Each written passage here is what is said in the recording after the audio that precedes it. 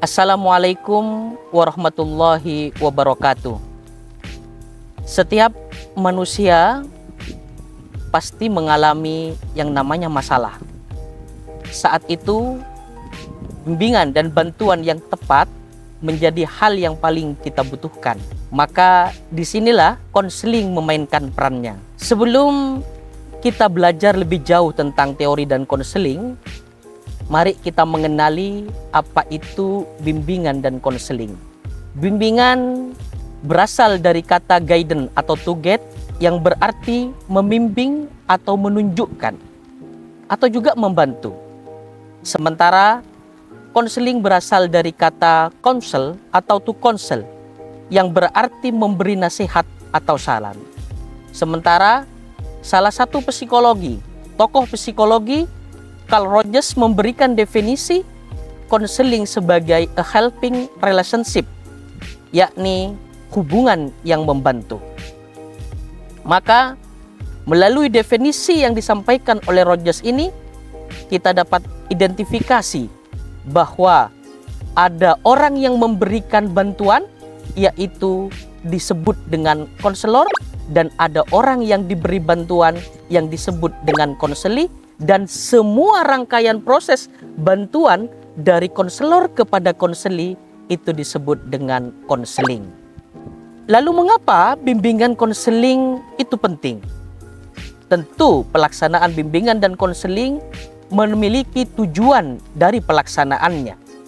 Bimbingan konseling memiliki 4 tujuan. Yang pertama yaitu pemahaman.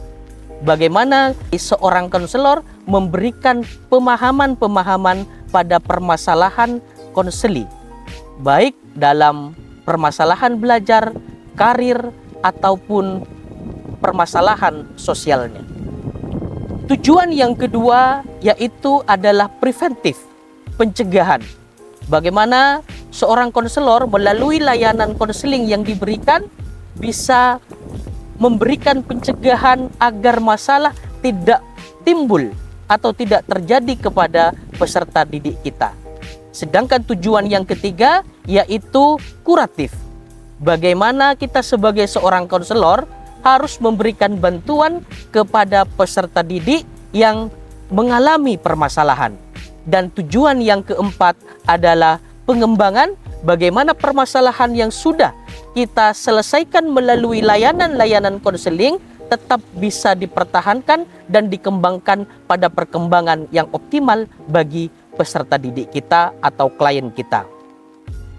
Oleh karena itu, setelah kita mengetahui bimbingan konseling, mari kita beranjak kepada urgensi teori dalam bimbingan dan konseling.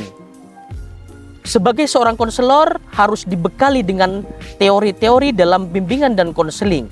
Mengapa hal ini menjadi penting? Yang pertama, karena melalui teori, konselor dapat memahami kerangka kerja bimbingan dan konseling. Sementara urgensi yang kedua, yakni bagaimana seorang konselor dapat memahami secara menyeluruh dan komprehensif dari permasalahan-permasalahan yang dihadapi oleh konseling. Kemudian urgensi yang ketiga, melalui teori konseling ini, kita sebagai seorang konselor mampu memilih dan menentukan strategi atau layanan-layanan intervensi yang akan kita berikan dalam layanan konseling.